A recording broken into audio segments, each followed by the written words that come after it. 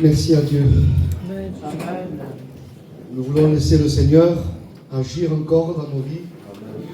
On a parlé du renouveau et on a dit que l'homme nouveau se renouvelle et c'est la condition adéquate pour garder une bonne santé spirituelle.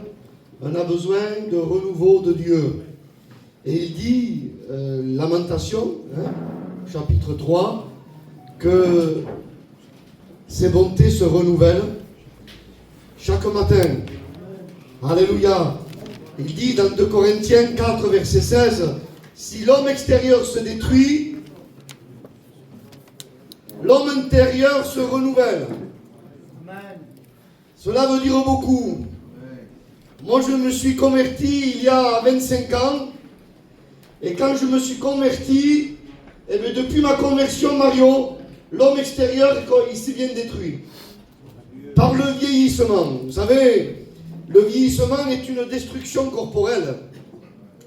Et quand j'ai pris un âge, j'ai voulu me poser des questions un petit peu existentielles, comme on dit. Et je me suis dit, mais qu'est-ce que c'est pas beau de vieillir, hein? Et je me suis aperçu que le vieillissement est un résultat d'un manque de renouveau. À partir de 30 ans, jusqu'à 30 ans, on va dire, nos cellules meurent, mais se renouvellent. Mais après 30 ans, à peu près, à la louche, les cellules meurent, mais voilà. Le problème, c'est qu'elles ne se renouvellent plus. Et le manque de renouveau dans l'organisme provoque le vieillissement.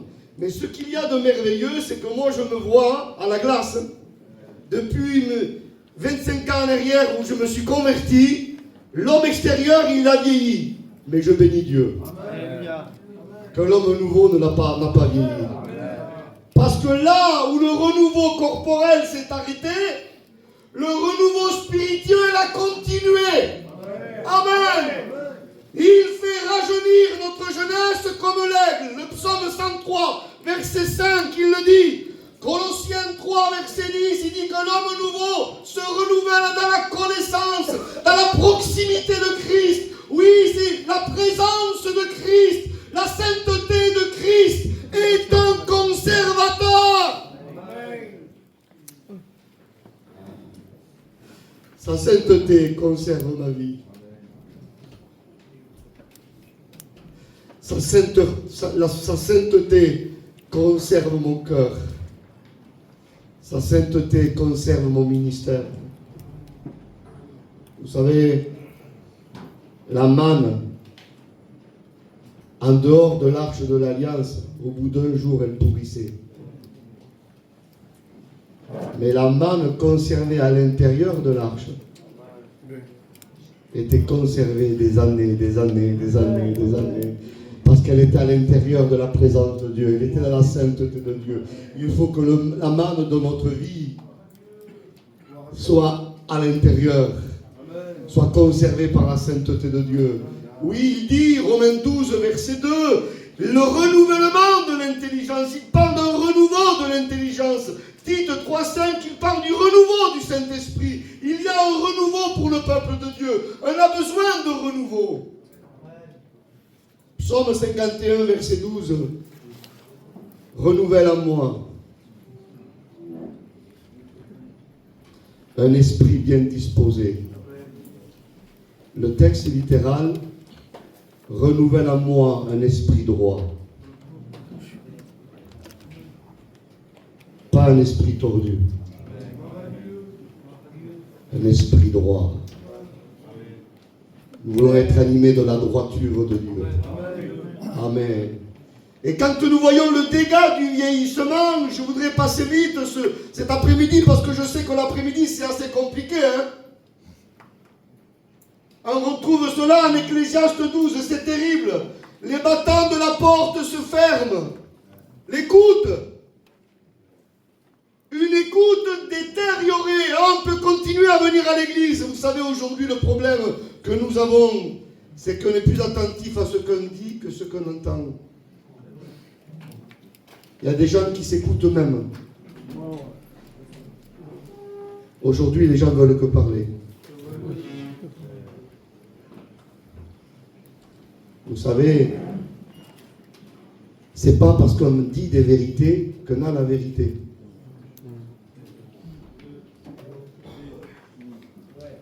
Un n'est pas ce qu'on dit, un est ce qu'on vit.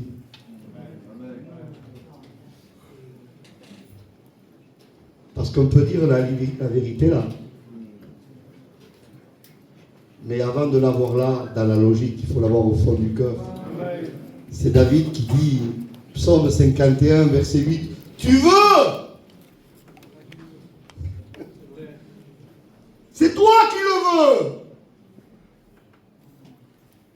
Tu ne veux pas, Seigneur, que j'ai simplement la vérité là.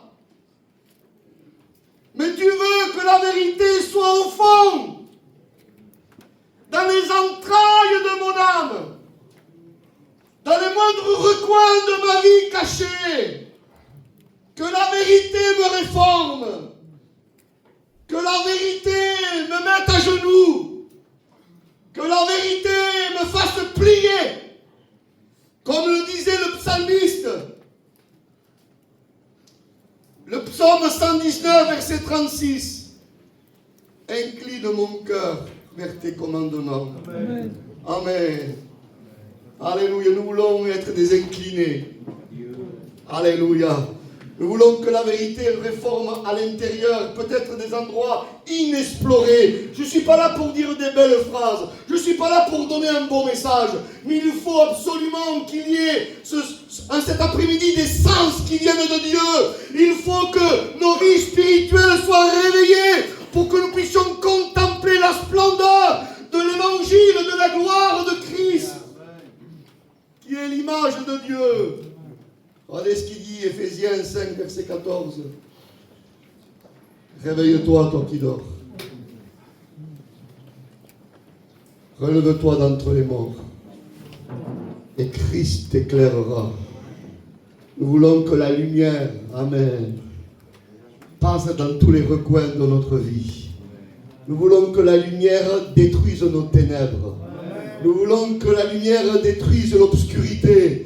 Nous voulons que la lumière, alléluia, détruise en nous tout ce qui ne correspond pas, tout ce qui se rebelle dans la volonté divine. Nous voulons véritablement nous laisser réformer intérieurement. Il y a trop de chrétiens superficiels. On en a parlé un peu hier. C'est le terrain rocailleux mentionné en Matthieu 13, verset 5, Matthieu 13, verset 20. Un maquillage terreux.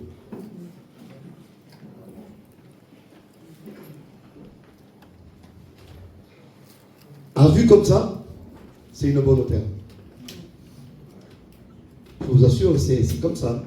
Mais dès qu'on gratte un peu, c'est du caillou. Il y a des chrétiens comme ça. Ils sont gentils, mais dès qu'on veut les discipliner, les aider, les reprendre, on sent de suite la pierre. Il ne faut pas creuser trop profond. Hein.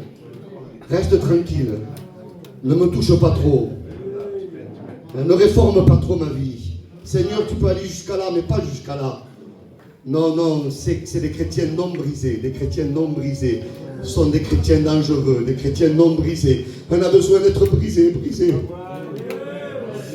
Que la grâce de Dieu nous brise. Amen. Brisés, brisés, brisés. Plus on sera brisé, plus notre témoignage brisera les autres. Jérémie 23, verset 29. Sa parole est comme un feu et un marteau. T'es-tu déjà confronté au marteau de la parole? Le marteau qui brise le roc, il dit comme ça. Hein. Mais le texte littéral, il ne le brise pas. C'est pas une brisure reconstituable.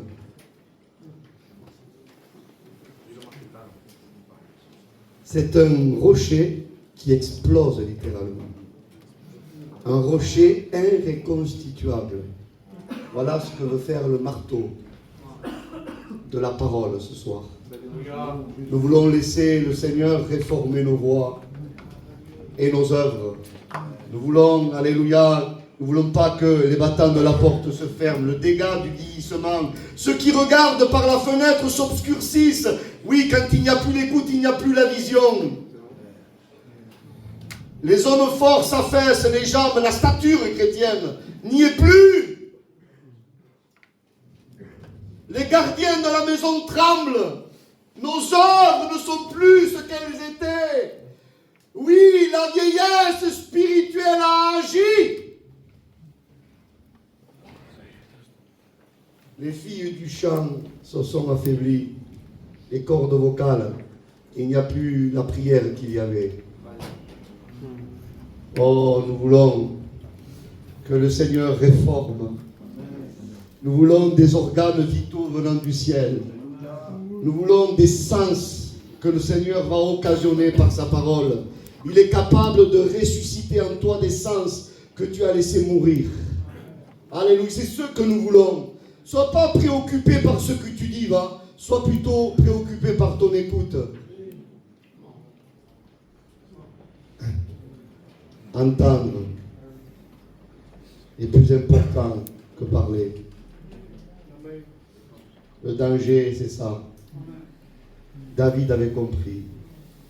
Tu veux. Pourtant, il était roi. Hein? Pourtant, il devait parler. Hein? Mais David a compris le message. Dans sa prière de repentance. Oh, peut-être qu'on en parlera ce soir de la repentance, je ne sais pas. Mais la repentance, c'est notre ami. Amen. Alléluia. Amen. Alléluia. On ne se repent pas qu'une fois, on se repent tous les jours. Amen. Alléluia. Que c'est dangereux des chrétiens qui ne se repentent plus.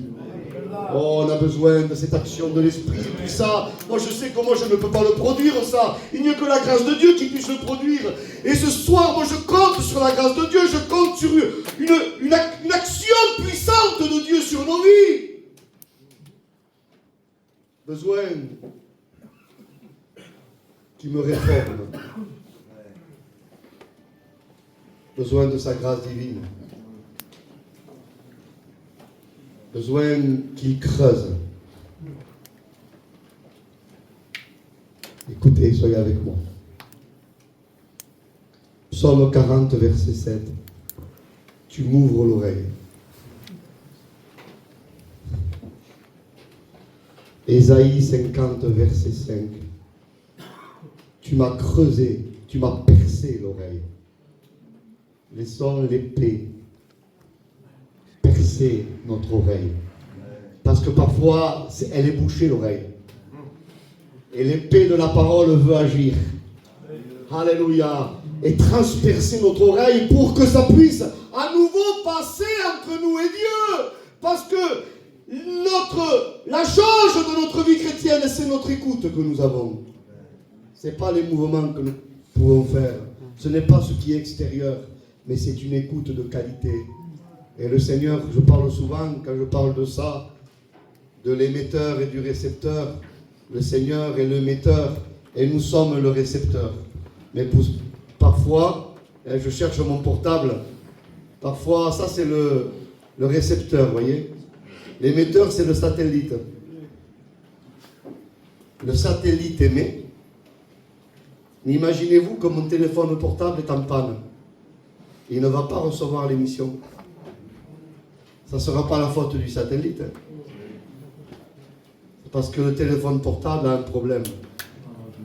Mais je bénis Dieu que l'émission de la parole est tellement puissante que elle peut émettre et en même temps stimuler le portable en panne pour que ton récepteur puisse écouter l'émission. Moi, je compte ce soir sur la grâce de Dieu. Amen. Amen. Ce que nous avons entendu, dit l'apôtre. Vous savez, Israël avait un gros problème du temps de Jérémie. Il parlait beaucoup. Il parlait beaucoup. Mais ils avaient un problème d'écoute. Et Jérémie, chapitre 6, verset 10. Vous êtes avec moi, ça va? Il dit, ce peuple ne peut pas prêter attention à ma parole. Écoutez, parce que leurs oreilles sont incirconcises. Il y avait des éléments dans l'écoute qui encombraient. Et vous savez, il fallait que les oreilles soient circoncises. Et on le faisait ça avec un rasoir. Il fallait une opération. Il fallait une incision. Oh, cet après-midi, il nous faut une incision. Moi, j'ai besoin. Alléluia. Je ne veux pas d'excroissance. Je ne veux pas que mon oreille soit incirconcise, mais je veux que l'oreille de mon cœur soit retranchée. Alléluia. Je veux qu'il transperce mon oreille pour que je puisse écouter. Pour que je puisse écouter le son de sa voix. Alléluia. Il faut absolument, absolument. La parole de Dieu est efficace. Romains 4, verset 17. Écoutez, moi je vous prêche l'évangile cet après-midi. Romains 4, verset 17. Il donne la vie à ceux qui sont morts.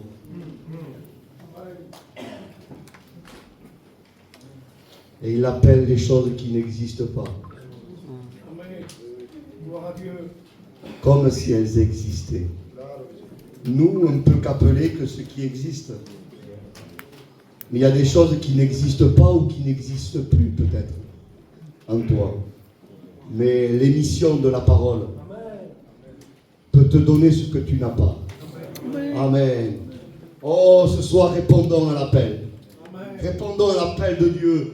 Dans des dimensions certainement différentes, mais répondons à l'appel. Parfois, l'écoute est en prison du temps de Joseph. Genèse 42, Genèse 43. Joseph, selon la préscience de Dieu, la volonté de Dieu, avait mis Siméon en prison en entendant Benjamin. Joseph voulait voir la venue de Benjamin. Benjamin était un type de Jésus.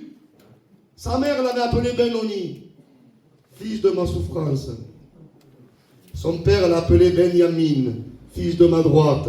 Nous avons l'œuvre de Christ. Benoni, la souffrance de Jésus à la croix.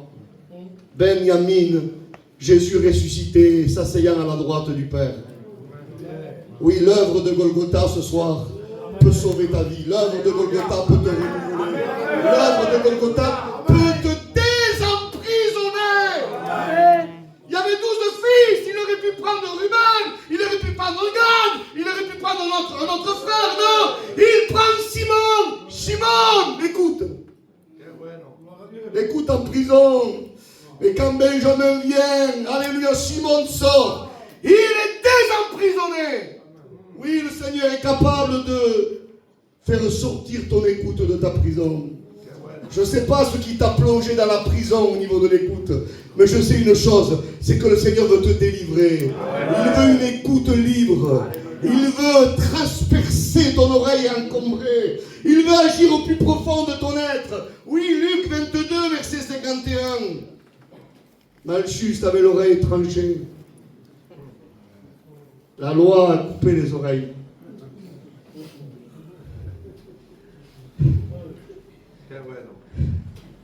La grâce se penche. Amen. Le Seigneur veut se pencher. Comme il s'était penché, en Luc 4, verset 38, cette femme qui était à la maison de Pierre, la belle-mère de Pierre, Jésus va rentrer dans la maison et va se pencher. C'est vraiment la signification de la grâce. Un Dieu qui se penche vers nous. Et Malchus, Malchut en hébreu. Vous êtes avec moi? Je ne serai pas long cet après-midi. Avec un peu d'expérience, je sais que les réunions d'après-midi sont les plus difficiles. Malchut, Malchus, c'est la royauté. Cet homme était maître de lui-même, se pensait maître de sa vie. On a la liberté cet après-midi, les frères. Je parle à mes frères dans le service. Est-ce que nous faisons suivre notre ministère dans notre vie? Ou notre vie suit le ministère?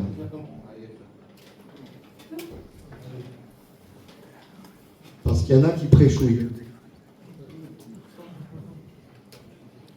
Ils ont leur vie.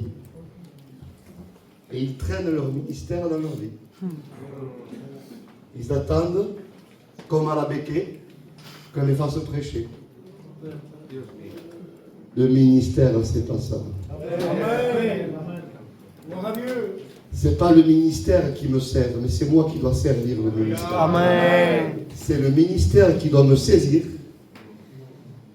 et m'amener où il le veut. On ne peut pas être maître dans notre vie. On ne s'appartient plus.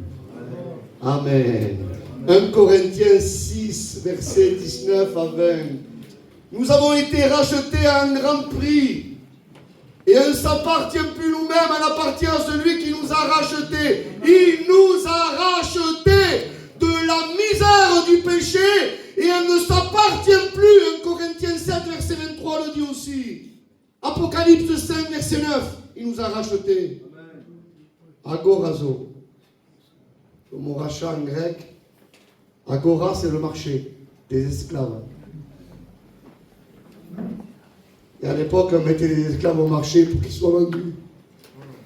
Paul dit en Romains 7, verset 14, j'étais vendu au péché. Mais on a eu le Goël, qui est Christ. Lui avait la monnaie pour nous racheter. On n'a pas été racheté au prix de l'or et de l'argent, mais au prix du sang précieux.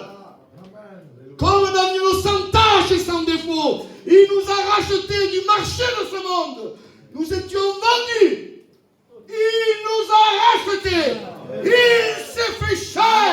Il s'est fait familier à la nature humaine. Oui, la parole a été faite chair. Selon Hébreux 9, verset 22, sans effusion de sang, il ne pouvait pas y avoir de pardon de péché.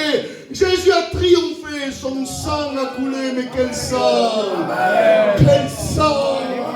Quel sang!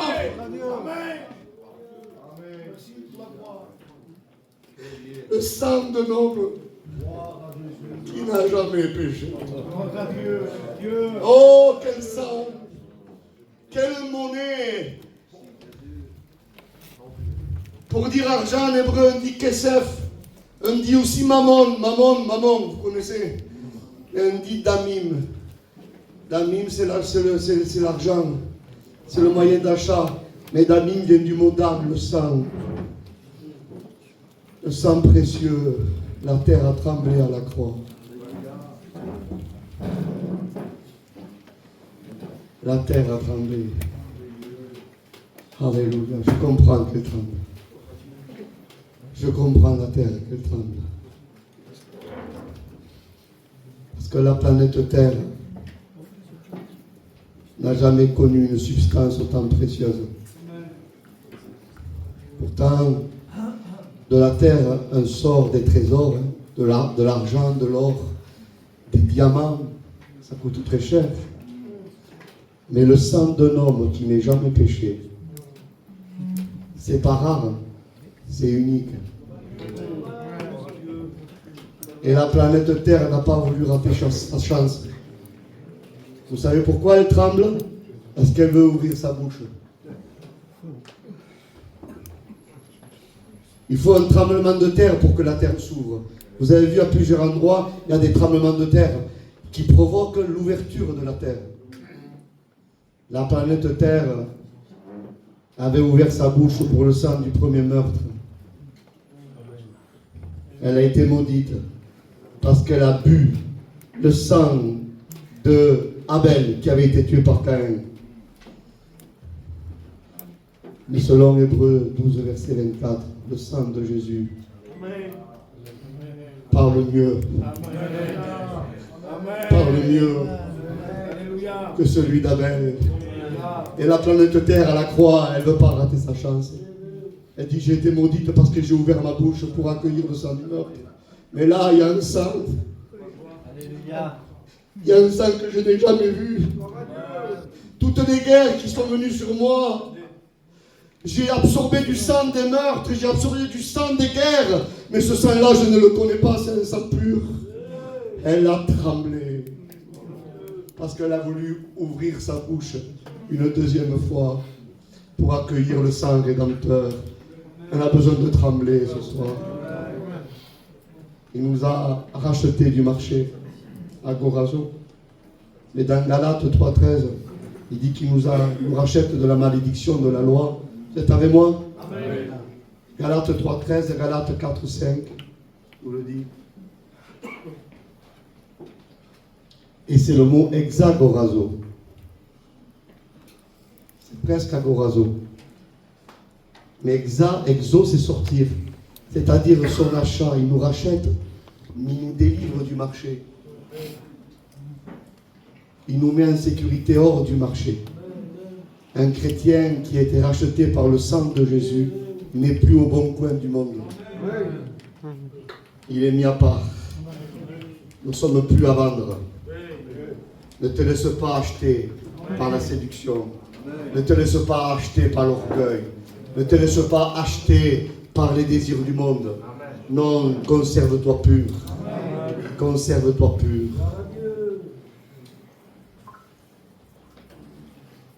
Il veut agir ce soir. Il est là pour agir. Oui, il veut que tu lui obéisses. Il veut régner sur ton règne. Et je bénis Dieu, Malchus, qui était son propre roi, Malchut. Jésus va s'abaisser et va le guérir, lui créer une oreille qui va écouter.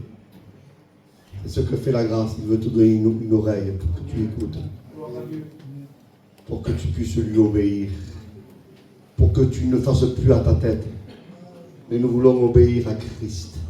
Alléluia. Béni soit son Saint-Nom. Alléluia. Il est capable de disposer le récepteur. Le veux-tu?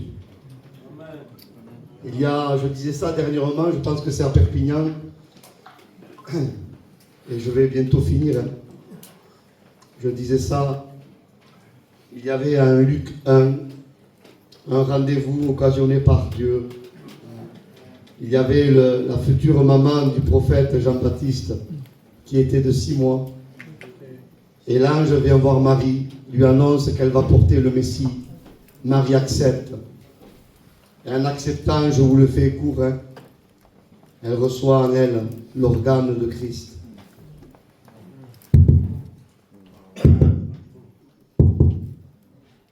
Le cœur du Messie. Imaginez-vous. Marie avec le récepteur divin. Sans le cœur, on peut se tuer avec les prédications. Sans le cœur, on peut se tuer avec des cantiques. Sans le cœur, on peut jouer des méthodes, ce qu'on veut. Il n'y a rien sans le cœur. C'est le cœur de Christ qui donne la vie à ce que nous faisons. Alléluia. Vous imaginez la puissance d'un frère, la puissance d'un être humain qui possède le cœur de Christ. Merci Seigneur. Et avec le cœur du Messie, avec l'émetteur, elle va voir sa parente Elisabeth, qui est de 6 mois. Je vous dis juste ça. Moi, j'ai voulu savoir pourquoi, mais Dieu savait avant tout le monde. Avant tout le monde. Avant 6 mois, le bébé à l'intérieur de la maman n'écoute rien du tout. Mais à partir de 6 mois, son oreille s'ouvre. Elle écoute le bruit de la maman et les bruits des gens autour. C'est-à-dire que Dieu avait coordonné un rendez-vous. Il avait suscité l'émetteur, le cœur de Christ, et il avait disposé le récepteur.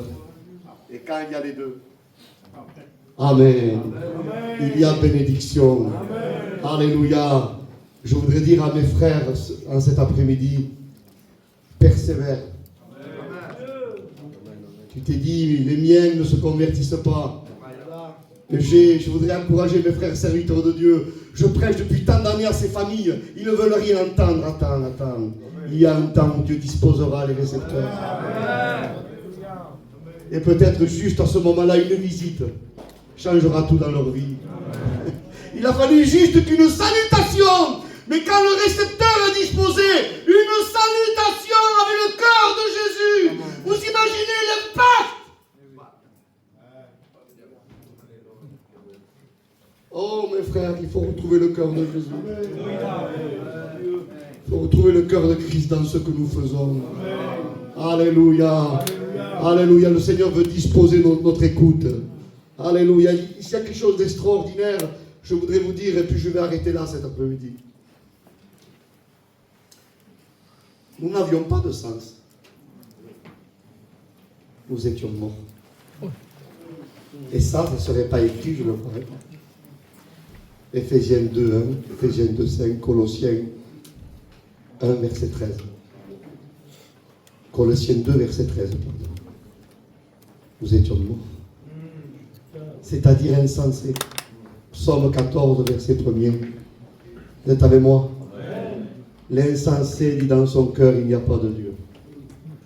Voilà. Il n'y avait plus de sens qui fonctionnait en nous.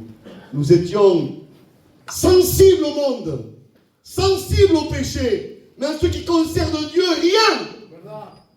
Absolument rien. Il n'y avait plus de sensibilité, plus rien. Nous avions un cœur de pierre, et peut-être en cet après-midi, il y a des cœurs de pierre. Mais le Seigneur veut l'arracher, le cœur de pierre. Il veut mettre un cœur de chair pour une fois, mes frères, que la chair est positive. Parce que normalement, la chair est toujours négative. Mais là, la chair est indexée à la sensibilité. Au contraire de la pierre n'est pas sensible. Dieu peut susciter de la sensibilité dans ta vie.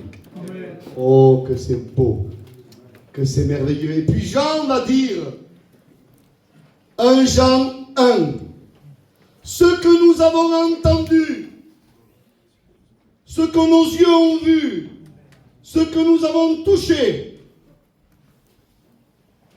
1 Pierre 2, verset 3, goûtez ce que le Seigneur est bon. Le psaume 34, verset 9, sentez. Entendre, voir, toucher, goûter, sentir. Voilà ce que peut faire la parole.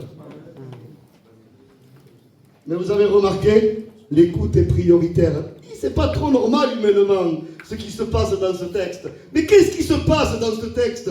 Jean dit, il parle de la parole de vie. Jésus, corporellement avec eux. Il aurait dû dire, Jean, nous l'avons vu en premier. Après, nous l'avons entendu.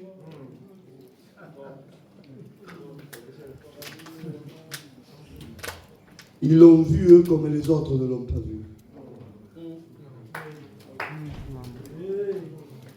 La question ce soir, comment tu vois Jésus? Qui dit-on que je suis, moi, le Fils de l'homme? Non, il n'y a que sa parole qui nous permet de le voir comme il doit être vu. Plein de gens ont vu Jésus physiquement, mais eux l'ont écouté en écoutant sa parole. Il y a une révélation dans le cœur, un impact, comme Pierre, tu es le Fils du Dieu vivant. Et Jésus lui dit, ce ne sont pas la chair et le sang qui t'ont révélé cela, mais c'est mon Père qui est dans le ciel. L'évangile est une révélation de Dieu. Tant qu'il n'y a pas la révélation, il n'y a rien. Le mot révélation veut dire destruction du voile. Apocalypsis. La révélation est une apocalypse. Et si je lis l'Apocalypse, qu'est-ce que je vois? Je vois que de la destruction. Mais pour qu'à la fin, je vois un nouveau ciel et une nouvelle terre. C'est exactement ce que fait l'Évangile. Elle détruit le voile pour construire quelque chose de nouveau. Ils l'ont vu, eux.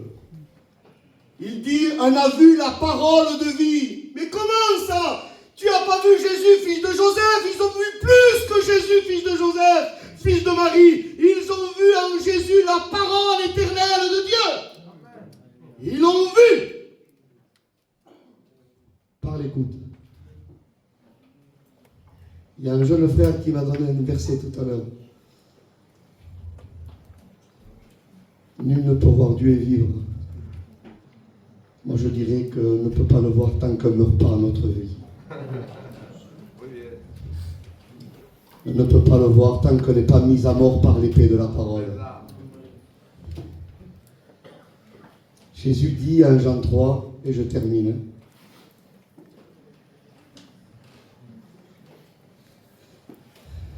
Il dit à Nicodème, écoutez, moi je m'incline humainement. Nicodème, c'est pas Michael.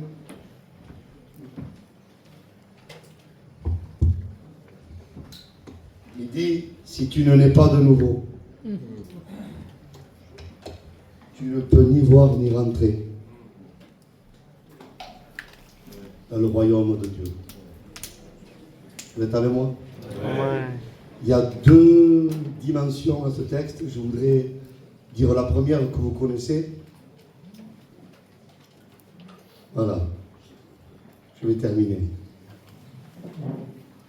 Le royaume de Dieu, c'est le lieu où iront tous les croyants, purifiés par le sang de Jésus.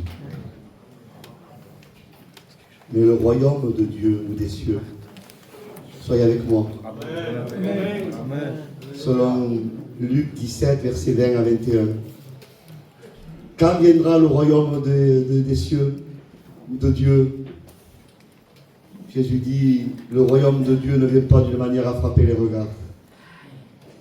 Car le royaume de Dieu est au milieu de vous. Le royaume de Dieu, c'est Christ. Amen. Et Jésus disait à Nicodème, tu veux me voir? Il faut naître de nouveau pour rentrer en moi. Parce qu'on peut voir Christ que quand on est en Christ.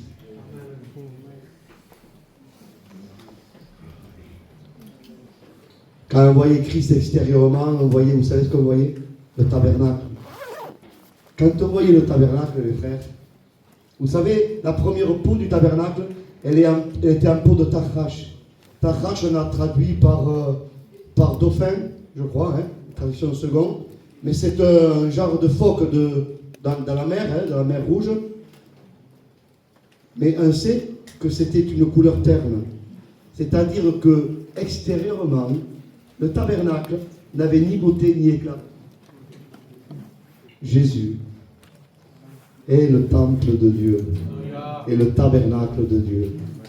Apocalypse 21, verset 3, Apocalypse 21, verset 22. Ésaïe 8, verset 14. Jean 2, verset 19 à 21. Il est la maison de Dieu. Et quand on voyait Jésus, extérieurement, on voyait quelque chose, il n'avait ni beauté ni éclat. Mais quand on rentrait dans le tabernacle, on s'apercevait de la richesse, de l'or, des tissus précieux en couleur terrelette et argamane. C'était une couleur qui est issue d'un coquillage de mer, d'un escargot de mer. On l'a retrouvé. Celui qui produisait la couleur du tabernacle et des habits sacerdotales. Aujourd'hui, cette couleur elle est plus chère que l'or. Il fallait rentrer à l'intérieur pour s'apercevoir de la richesse.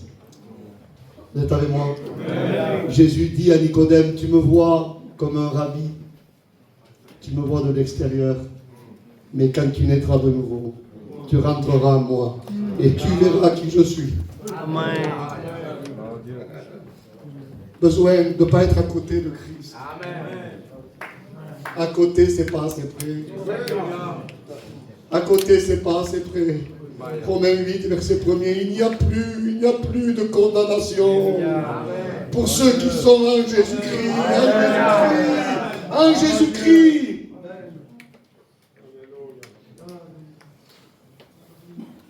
Vous savez comment on dit vivre? En hébreu, chayai. Allez, je vous dis, mon hébreu, je ne peux pas en passer. Chayai. Valeur numérique du mot vivre en hébreu, 28. La même valeur numérique qui est écrite en Genèse 15, verset 6, en l'éternel, 28. Vivre, c'est être en l'éternel. C'est pour ça qu'en Exode 26, et je termine, le tabernacle, le premier tapis, les premiers tapis étaient de 28 coudées et de 4 de large. Parce que le tabernacle, c'était être en l'éternel. En lui, en lui. En lui, il n'y a plus de condamnation. Il faut rentrer en lui pour le voir. Ce que nous avons entendu, ce que nos yeux ont vu. Et c'est tellement beau que j'en dis un lac contemplé après. Un lac contemplé. Tellement beau, Jésus. Alléluia. Psaume 45, verset 3. Il est le plus beau. Il est le plus beau des fils des hommes. Ah, qu'est-ce qu'il est beau, Jésus. Quand je suis en lui, je le contemple. Mes yeux ne sont pas assez grands pour le contempler. Je contemple sa stature. Je contemple son amour. Je contemple sa justice. Je contemple sa sainteté. Oh, qu'est-ce qu'il est beau. Qu'est-ce qu'il est beau, Jésus. Alléluia, nous voulons le contempler. Il peut te greffer une oreille pour entendre. Je termine. Entendre en hébreu, Shema Israël Adonai Eloheinu Adonai Echad. Shema, entendre veut dire entendre, comprendre et obéir.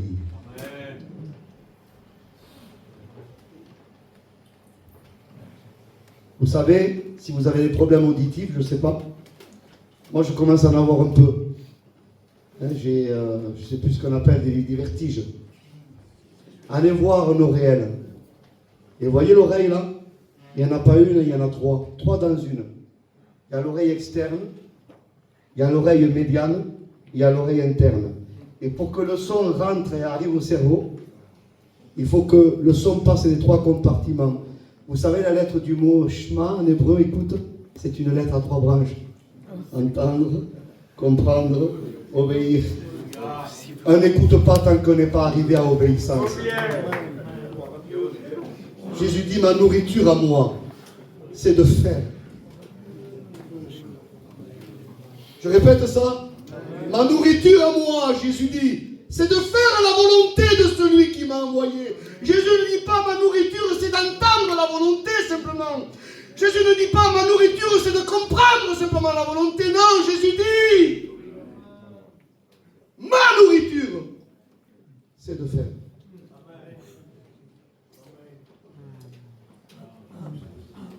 Philippiens 2, verset 13, je termine.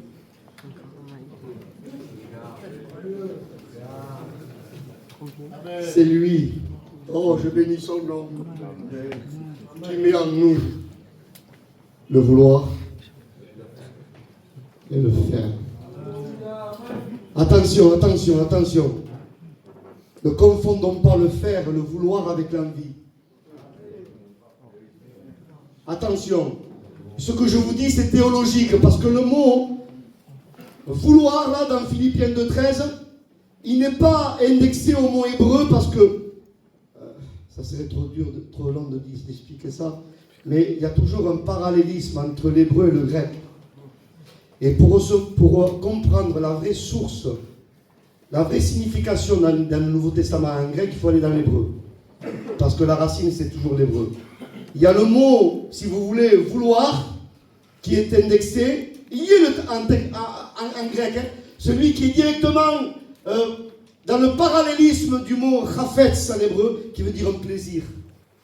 Mais là, le mot vouloir des Philippiens 2.13, ce n'est pas un plaisir.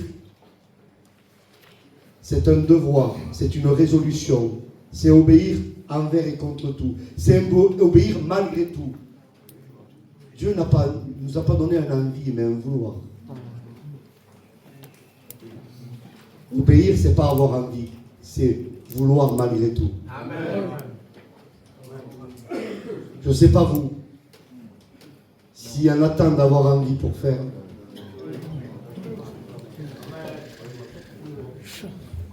Je ne sais pas les frères. Hein? Je vous parle de mon cœur. J'avais pas envie de venir au séminaire.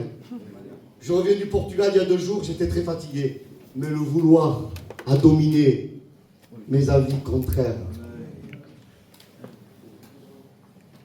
Mes frères, je pense que souvent le matin, vous n'avez pas envie d'aller travailler. Mais parce que vous aimez les vôtres.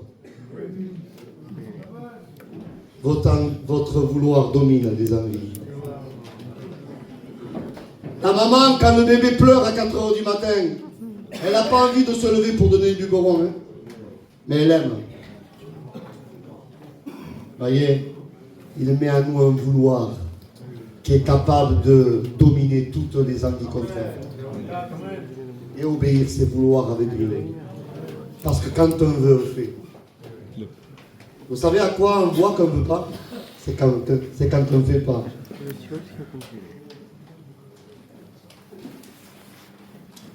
Alors je le dis, hein, c'est peut-être en caméra, mais je ne dis pas le nom. Hein. Il y a quelqu'un, c'est un frère. Alors, je veux vraiment minimiser pour ne pas me tromper. Hein. Il y a au moins 10 ans, qui me dit, je veux t'inviter chez moi. Il me illustre la journée d'une façon incroyable. Je veux te faire tel manger. On va se régaler. 10 ans que j'attends.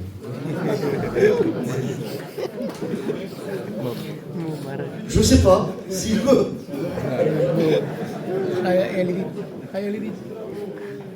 Parce que notre vouloir à nous ne veut pas. Mais son vouloir à lui arrive à aboutissement. Oh, que le Seigneur nous aide. Entendre, comprendre, obéir. Tant qu'on n'est pas arrivé à l'obéissance, on n'écoute pas. Et si on n'écoute pas, on ne se nourrit pas. Il y a un processus, même dans la... Il dit, Matthieu 4, verset 4. Allez, je termine ce coup-ci, c'est vrai. L'homme ne vivra pas de pain seulement, mais de toute parole qui sort de la bouche de Dieu. Regardez les 3 étapes pour se nourrir. Goûter, avaler, digérer. Tant qu'il n'y a pas la digestion, l'aliment ne s'éparpille pas dans l'organisme et ne me donne pas les vitamines nécessaires. Parce que même si je goûte, même si j'avale et au respect que je dois, si je ne garde pas, mon corps n'a aucun bénéfice à la nourriture. Il faut goûter, avaler, digérer, entendre, comprendre et obéir. C'est ça la véritable oreille du disciple. Alors je cite ça. Ésaïe 50, verset 4. Chaque matin, tu éveilles mon oreille. Amen. Pour que j'écoute. Comme écoutent les disciples. Mais avant, il dit, tu m'as donné une langue exercée pour que je relève par la parole celui qui est abattu. Il dit ça en premier. Mais il dit, c'est le matin que tu éveilles mon oreille. Vous savez ce que ça veut dire? Avant que je parle, j'écoute. Parce que c'est la qualité de l'écoute qui me fera être habile dans mes paroles. Je ne peux pas parler sans écouter. Ça, ce n'est pas possible. Et je termine avec ça. Ce texte d'Ésaïe 50 est un texte messianique. Et le Seigneur nous montre comment il a écouté. Je suis sûr que le corps de Jésus n'avait pas envie d'être crucifié entre ciel et terre. Le corps de Jésus n'avait pas envie qu'on lui arrache la barbe. Mais Jésus a voulu. Il était déterminé. Parce qu'il nous a aimés. Jusqu'à la mort. Amen. Et la mort de la croix. Et Ésaïe 50, il dit, regardez les conséquences de l'écoute de Jésus. Il dit, j'ai rendu mon visage semblable à un caillou. Je n'ai pas dérobé mon visage à ceux qui me crachaient dessus et qui m'arrachaient la barbe. Vous voyez, jusqu'à où a amené l'écoute pour Jésus. Et je voudrais que ce soit solennel cet après-midi. Il n'y a pas